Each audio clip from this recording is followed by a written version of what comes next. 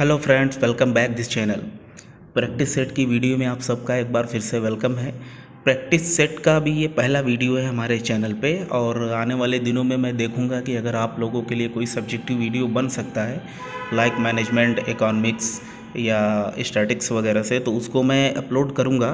But अब यहाँ से आपको ज़्यादा से ज़्यादा प्रैक्टिस सेट ही देखने को मिलेंगे। चलिए वीडियो शुरू करते हैं और देखते हैं कि आज के इस प्रैक्टिस सेट में किस टाइप के क्वेश्चंस हमारे इंक्लूड हैं। पहला क्वेश्चन है कि इंस्टीट्यूट ऑफ चार्टर्ड अकाउंट की स्थापना कब की गई थी। तो काफ़ी इजी क्वेश्चन है ये, आपके ऑडिटर से रिलेटेड क्वेश्चन है कि इंस्टीट्यूट ऑफ चार्टर्ड अकाउंटेंट की स्थापना कब की गई थी।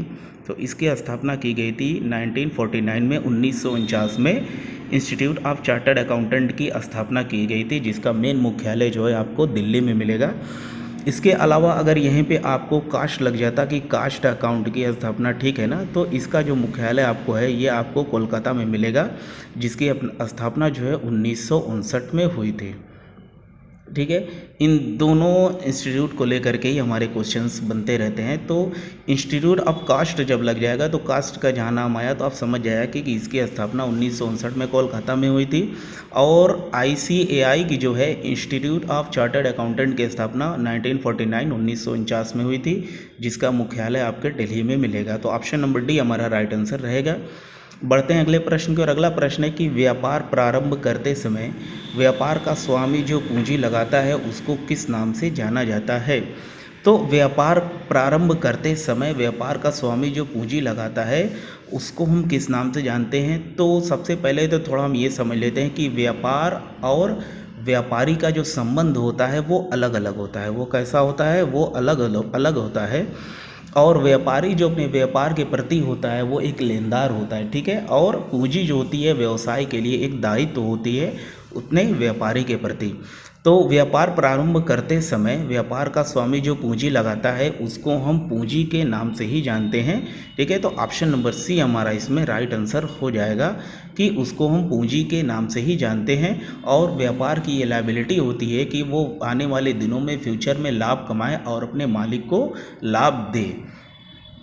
तो ऑप्शन नंबर सी हमारा इसमें राइट आंसर हो जाएगा। बढ़ते हैं अगले प्रश्न की ओर। अगला प्रश्न है कि एक साझेदारी व्यवसाय में पूंजी खाते के प्रकार हो सकते हैं, यानी कि एक पार्टनरशिप फर्म में कितने तरीके से पूंजी खाते को खोला जा सकता है।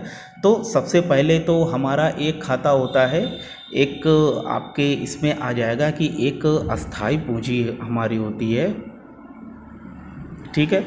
ये हमारी एक अस्थाई पूंजी खाता होता है जिसमें पूंजी को अस्थाई रखने के लिए पूंजी खाते के साथ साथ, यानी कि पूंजी खाते के साथ साथ आपको इसमें चालू खाता भी खोलना पड़ता है, ठीक है ना। इसके अलावा आपका आता है एक परिवर्तनशील पूंजी खाता, ठीक है। क्या आता है, परिवर्तनशील पूंजी खाता इसमें आता है। इसमें कोई ऐसा पूंजी को स्थिर रखने के लिए इसमें कोई भी ऐसा खाता नहीं खोला जाता है। तो फिलहाल यहाँ पे यही बात क्वेश्चन हमारा कह रहा है कि एक साझेदारी व्यवसाय में पूंजी खाते के प्रकार हो सकते हैं। तो आमतौर से जो वो प्रकार होते हैं वो आपके दो प्रकार के होते हैं, ठीक है। ऑप्शन नंबर ए हमारा इसमें राइट आंसर हो जाएगा कि एक साझेदारी व्यवसाय में पूंजी खाते के दो प्रकार हो सकते हैं, अस्थाई पूंजी खाता और परिवर्तनशील पूंजी खाता। ऑप्शन नंबर ए हमारा इसमें राइट आंसर होगा।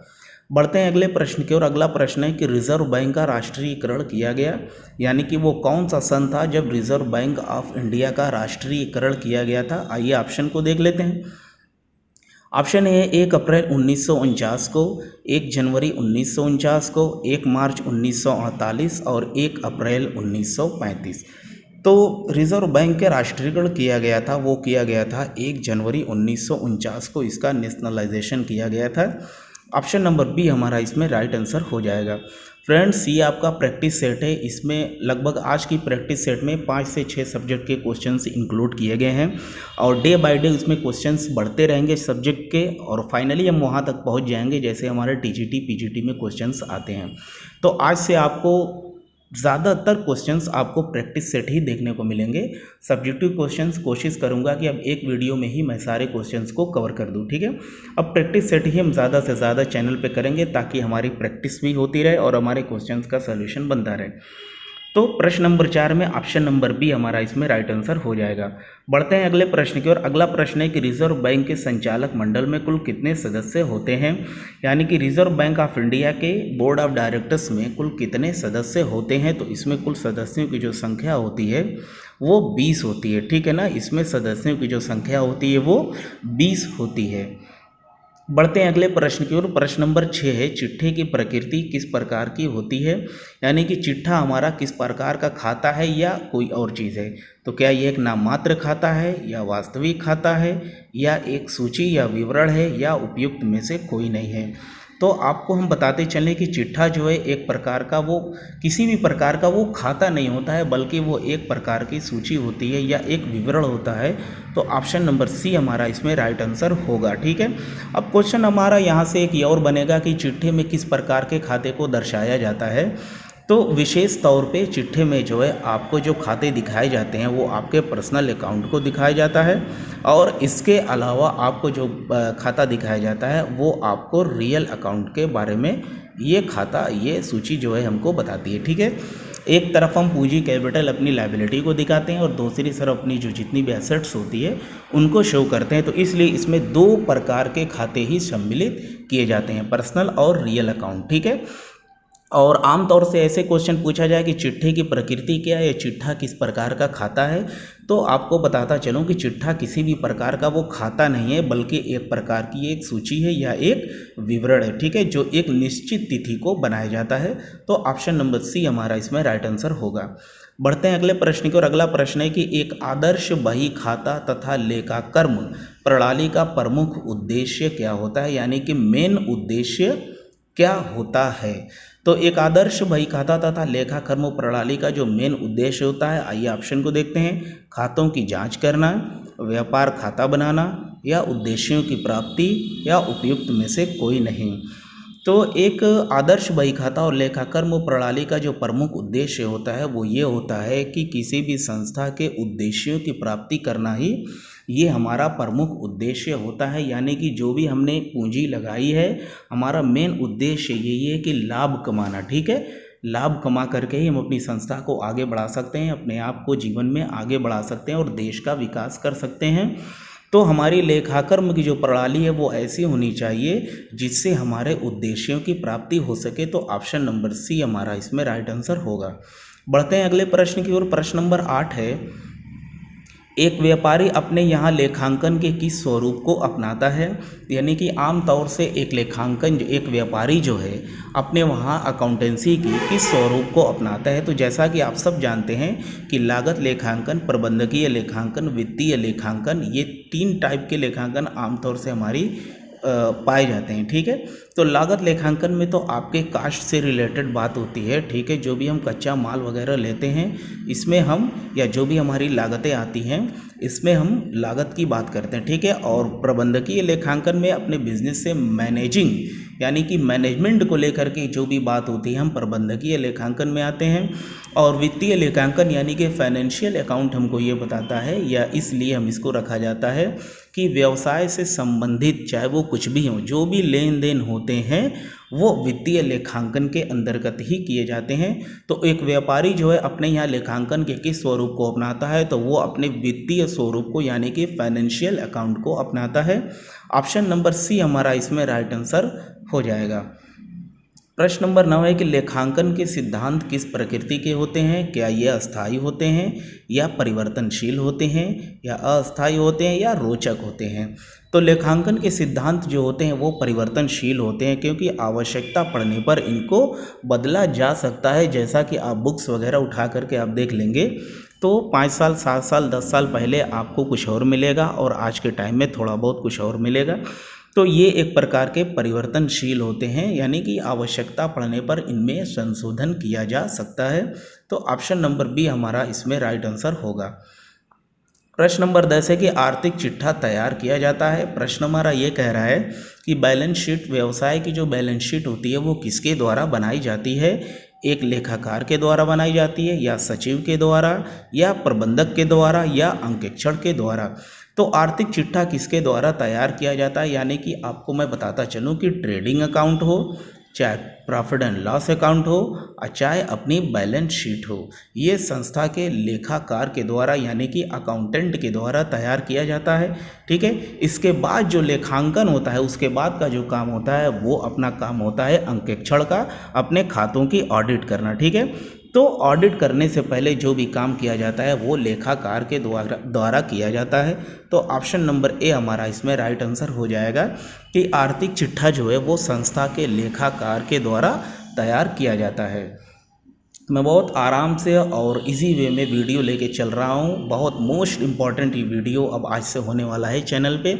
आपको कुछ दिनों पे ही ढेर सारे प्रैक्टिस सेट आपके लिए मैं कलेक्शन कर रहा हूँ और कोशिश यही है कि ज़्यादा से ज़्यादा वीडियो को शेयर करूँ। बस कलेक्शन में मैं लगा हूँ इसलिए थोड़ा टाइम लग जाता है। प्रश्न नंबर 11 है। प्रश्न नंबर 11 है कि अंकेक्षण की नियुक्ति के अंतर्गत किस धारा के अंतर्गत की जाती है, यानी कि अंकेक्षण की नियुक्ति व्यक्त की जा रही है। तो अंकेक्षण के संबंधी जो धाराएं हैं वो 139 से लेकर के 148 तक अपनी आती हैं। ठीक है, तो सबसे पहले जो धारा आती है वो धारा आती है अपनी 139। ठीक है, तो अंकेक्षण की नियुक्ति के अंतर्गत किस धारा के अंतर्गत की जाती है, तो इसको जो है धारा 139 के अंतर्गत की जाती है। ठीक है, और धारा 140 जो हमारी है उसमें अंकेक्षण को उनके कामों से हटाया जा सकता है। तो ऑप्शन नंबर सी हमारा इसमें राइट आंसर हो जाएगा कि धारा 139 के अधीन ही किसी भी संस्था में अंकेक्षण को नियुक्त करने का अधिकार दिया गया है। बढ़ते हैं अगले प्रश्न की ओर। प्रश्न नंबर 12 है कि क्या है का संबंध किससे है। ये आपका इकोनॉमिक का पहला क्वेश्चन इस वीडियो में भी देखने को मिल रहा है कि क्या है का संबंध किससे होता है। तो क्या है का संबंध जो होता है वो होता है आपके वास्तविक विज्ञान से होता है। अगर क्वेश्चन यहीं पर यही रहता है कि क्या है का संबंध किससे है या क्या होना चाहिए का संबंध किससे है, तो वो आपके आदर्श विज्ञान से हो जाता। तो फिलहाल क्या है का संबंध जो है वो अपने वास्तविक विज्ञान से होता है। ऑप्शन नंबर बी हमारा इसमें राइट आंसर होगा। प्रश्न नंबर 13 है, किसी व्यापारिक संस्था की लेखा पुस्तकों की विशिष्ट एवं विवेचनात्मक जांच को कहते हैं या क्या कहलाती है। तो जब भी किसी संस्था की लेखा पुस्तकों की जांच की बात आए या उसकी पहली बही से लेकर के लास्ट तक या फाइनल अकाउंट की जो भी लेखाकार के द्वारा बनाया जाता है उसकी जो प्योर जांच की जाती है, गहन अध्ययन जो जांच की जाती है जिस व्यक्ति के द्वारा की जाती है उसको तो हम ऑडिटर के नाम से जानते हैं। किस नाम से जानते हैं? ऑडिटर के नाम से जानते हैं। और उसके द्वारा जो काम किया जाता है उसको हम ऑडिटिंग के नाम से जानते हैं। ठीक है, तो किसी भी व्यापारिक संस्था की लेखा पुस्तकों की विशिष्ट एवं विवेचनात्मक जांच को हम अंकेक्षण के नाम से जानते हैं, ऑडिटर के नाम से जानते हैं। ऑप्शन नंबर डी हमारा इसमें राइट आंसर हो जाएगा। बढ़ते हैं अगले प्रश्न की ओर। अगला प्रश्न है कि अर्थशास्त्र धन संबंधी विज्ञान है, ये कोटेशन है, ये किस महोदय ने दिया है या किस अर्थशास्त्री ने इसको दिया है। तो अर्थशास्त्र धन संबंधी विज्ञान है, तो इस बात को एडम स्मिथ साहब ने कहा है। तो ऑप्शन नंबर सी हमारा इसमें राइट आंसर होगा कि अर्थशास्त्र धन संबंधी विज्ञान है। इस बात को किसने कहा है? तो इस बात को एडम स्मिथ साहब ने कहा है। बढ़ते हैं अगले प्रश्न की ओर। प्रश्न नंबर 15 है कि अंकेक्षण व्यवहार समिति की स्थापना की गई, यानी अंकेक्षण व्यवहार समिति की स्थापना कब की गई थी। तो आइए ऑप्शन पर डिस्कस करते हैं। ऑप्शन नंबर ए है 17 सितंबर 1982 को, 17 अप्रैल 1998 को, 1 अप्रैल 1984 को, 1 मार्च 1982 को। तो अंकेक्षण व्यवहार समिति की जो स्थापना की गई थी वो की गई थी आपके 17 सितंबर 1982 को। तो ऑप्शन नंबर ए हमारा इसमें राइट आंसर होगा कि अंकेक्षण व्यवहार समिति की स्थापना 17 सितंबर 1982 को की गई थी। चलिए बढ़ते हैं अगले प्रश्न की ओर। प्रश्न नंबर हमारा 16 है, दो वार्षिक अंकेक्षण के बीच किया जाने वाला अंकेक्षण कार्य किस नाम से जाना जाता है। प्रश्न हमारा कह रहा है कि जब 2 साल के बीच में कोई अटेंडम यानी कि कोई ऐसा काम आ जाता है जिससे हमारा ऑडिट करना ज़रूरी हो जाता है, तो जब ऐसे काम में यानी अटेंडम यानी कि सडनली जो हमारा ऑडिट होता है संस्था का 2 सालों के बीच में, उसको हम किस नाम से जानते हैं। तो उसको हम नाम से जानते हैं अंतरिम अंकेक्षण के नाम से जानते हैं, जो 2 वर्षों के बीच में किया जाता है। अब क्वेश्चन हमारा यहाँ से ये बन सकता है कि अंतरिम ऐसी क्या प्रॉब्लम या मुसीबत आ जाती है कि जिसकी वजह से अंतरिम अंकेक्षण हमारा कराना अनिवार्य हो जाता है। तो जब कंपनी अपना अंतरिम लाभांश, ठीक है, अंतरिम लाभांश की जब घोषणा करती है तब अंतरिम अंकेक्षण कराना अनिवार्य हो जाता है। इसलिए दो वार्षिक यानी कि 2 सालों के बीच में जो अंकेक्षण किया जाता है उसको अंतरिम अंकेक्षण के नाम से हम जानते हैं। तो ऑप्शन नंबर बी हमारा इसमें राइट आंसर होगा। बढ़ते हैं अगले प्रश्न की ओर। अगला प्रश्न है कि रिजर्व बैंक के मुख्य कार्य में किसको शामिल किया जाता है। नीचे कुछ ऑप्शन दिए गए हैं तो उसमें ये क्वेश्चन पूछ रहा है कि रिजर्व बैंक के मुख्य कार्य में सम्मिलित किया जाता है। ऑप्शन ए है साख नियंत्रण, ऑप्शन बी है सरकार का बैंक, और ऑप्शन सी है मौद्रिक नीति, और ऑप्शन डी है उपयुक्त सभी। तो रिजर्व बैंक का जो मुख्य कार्य है वो आपके साख नियंत्रण होता है, और सरकार का भी बैंक होता है, बैंकों का बैंक भी होता है, और मौद्रिक नीति जो निर्धारित की जाती है वो रिजर्व बैंक के द्वारा ही निर्धारित की जाती है। तो ऑप्शन नंबर डी हमारा इसमें राइट आंसर होगा कि ये दोनों कार्य जो है रिजर्व बैंक के द्वारा किए जाते हैं। ठीक है, बढ़ते हैं अगले प्रश्न की ओर। प्रश्न नंबर 18 है, एक साझेदार के अवकाश ग्रहण के समय संपत्तियों एवं दायित्वों के पुनर्मूल्यांकन पर होने वाले लाभ को क्रेडिट किया जाता है। अब पुनर्मूल्यांकन की बात आ गई है तो सबसे पहले तो हम ये देख लेंगे कि जब पुनर्मूल्यांकन की बात हमको अगर आ गई तो हम यहाँ पर ये आइडिया लगा लेंगे कि पार्टनरशिप फर्म में चाहे तो कोई पार्टनर नया पार्टनर आ रहा है, या तो कोई पुराना पार्टनर जा रहा है, या कोई पार्टनर मर गया है, या दिवालिया हो गया। पुनर्मूल्यांकन का मतलब ही यही होता है कि किसी का आना या किसी का जाना। अब वो कैसे जा रहा है कैसे आ रहा है इस बात से हमको मतलब नहीं रखना है। ठीक है, तो एक साझेदार के अवकाश ग्रहण के समय संपत्तियों और दायित्वों का पुनर्मूल्यांकन किया जाता है, और पुनर्मूल्यांकन कर लेने के बाद मालूम ये हुआ कि लाभ हुआ है। ठीक है, अब लाभ होने की दशा में वो लाभ जो हुआ है कहाँ पे क्रेडिट किया जाएगा। ठीक है, क्योंकि प्रॉफिट एंड लॉस अकाउंट हमारा यही कहता है कि जब भी हमारा लाभ होता है बिजनेस में तो उसको हम क्रेडिट साइड में शो करेंगे, लेकिन क्वेश्चन हमारा पूछ रहा है कहाँ शो करेंगे। ठीक है, आइए ऑप्शन को देखते हैं। ऑप्शन है अवकाश ग्रहण करने वाले साझेदार के पूंजी खाते में, या सभी साझेदारों के पुराने लाभ हानि अनुपात में उनके पूंजी खाते में, शेष साझेदारों के पूंजी खातों में उनके लाभ प्राप्ति अनुपात में, शेष साझेदारों के पूंजी खातों में उनके लाभ हानि अनुपात में। तो इसमें हमारा जो ऑप्शन सही होगा वो रिटायरमेंट जो पार्टनर हो रहा है, अवकाश जो ले रहा है, उसके साथ साथ उस टाइम के प्रेजेंट पार्टनर जो है उनको भी शामिल किया जाएगा, और उनके जो लाभ हुआ है पुनर्मूल्यांकन से उनको सभी के पूंजी खाते में क्रेडिट किया जाएगा। तो इसमें जो है सभी साझेदारों के पुराने लाभ हानि अनुपात में उनके पूंजी के अनुपात में उनके पूंजी खाते में क्रेडिट किया जाएगा। तो ऑप्शन नंबर बी हमारा इसमें ये राइट आंसर होगा। ठीक है, क्वेश्चन बहुत बड़ा है, बहुत समझने की ज़रूरत है, बट उतना इजी भी है अगर समझ में आ गया तो। बढ़ते हैं अगले प्रश्न की ओर। प्रश्न नंबर 19 है कि ऋण पत्रों के लिए शोधन यहाँ पे कोर्स होगा, ये आप काट दीजिए, इसको आप कोर्स बना लीजिए। ये प्रीवियस ईयर में क्वेश्चन आ चुका है कि ऋण पत्रों के लिए शोधन कोष खाते में प्रतिवर्ष राशि हस्तांतरित की जाती है, वो कहाँ से की जाती है, तो वो की जाती है अतिरेक खाते से, सरप्लस अकाउंट से।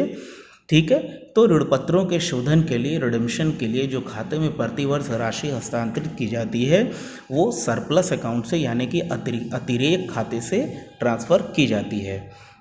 बढ़ते हैं अगले प्रश्न की ओर। इस वीडियो का लास्ट क्वेश्चन होना चाहिए। देखिए मैंने 20 ही क्वेश्चन प्रैक्टिस सेट में रखे हैं ताकि वीडियो लंबा भी ना हो, आप बोर भी ना हो, और एक वीडियो में ही 20 क्वेश्चन में आपको लगभग हर टॉपिक से 2-2, 3-3 करके क्वेश्चन मेरे ख्याल से मिल जाने चाहिए। आगे अभी और मैं क्वेश्चंस इंक्लूड इसमें करूँगा। ठीक है, मेरा जो प्लान है वो ये है कि कम से कम 20 से 25-30 प्रैक्टिस सेट मैं आपके लिए पूरी कोशिश करूँगा कि इस चैनल पर अवेलेबल कर दूँ। बस क्वेश्चंस का कलेक्शन करने में मुझे थोड़ा टाइम लग जाता है, जिसकी वजह से वीडियो को अपलोड करने में थोड़ा टाइम लग जाता है। ठीक है, तो चैनल को सपोर्ट जैसा चाहिए यार वो मिल नहीं पा रहा है यार। सब्सक्राइब करो, शेयर करो, थोड़ा शेयर भी करते रहो, और अपना जो कमेंट है उसको आप कमेंट भी एक छोड़ो, 2 छोड़ो कि हमारी क्लास कैसे लगी, तब तो मुझे कुछ आइडिया अपने को मिलेगा। ठीक है, तो लाइक शेयर सब्सक्राइब ये नहीं भूलना है आपको, ठीक है। प्रश्न नंबर 20 है, नगद बिक्री के प्रमाणन करते समय निम्न में से किससे संबंधित प्रमाणिक नहीं माना जाता है। यानी कि जब अगर कोई दुकानदार है और वो अपने सामान की नगद बिक्री करता है, तो अगर उसको ऑडिट कराना है तो उस टाइम कौन कौन से ऐसे प्रलेख हैं जो नगद बिक्री के प्रमाणन के लिए सबसे ज़रूरी हो जाते हैं। तो कैश मेमो की प्रति भी ज़रूरी हो जाती है क्योंकि हम इसको बिल बना करके देते हैं। विक्रेता की संक्षिप्त इकाई यानी कि इसका विवरण ये भी ज़रूरी है, और रोकड़िए का सारांश उसका विवरण ये भी ज़रूरी है। तो इसमें जो हम नगद बिक्री का प्रमाणन करते समय इसमें जो BCD ऑप्शन है ये तीनों इम्पॉर्टेंट है, ठीक है। लेकिन जो विक्रय बही है ये हमारे लिए इम्पॉर्टेंट नहीं है, क्योंकि जो सेल बही होती है इसमें कोई भी संस्था जो है अपने उधार बेचे गए माल का विवरण इसमें रखती है विक्रय बही में। इसलिए नगद बिक्री का प्रमाणन करते समय हमको विक्रय बही की आवश्यकता नहीं पड़ती है, बल्कि कैश मेमो की प्रति या विक्रेता की संक्षिप्त इकाई या रोकड़िए का सारांश इतनी ज़रूरत पड़ती है। तो आज की इस वीडियो में हमने 20 क्वेश्चंस इंक्लूड किए थे प्रैक्टिस सेट के। कमेंट करके ज़रूर बताएं कि वीडियो कैसा लगा। वीडियो को लाइक शेयर सब्सक्राइब करना ना भूलें। मिलते हैं नेक्स्ट वीडियो में। Have a good day.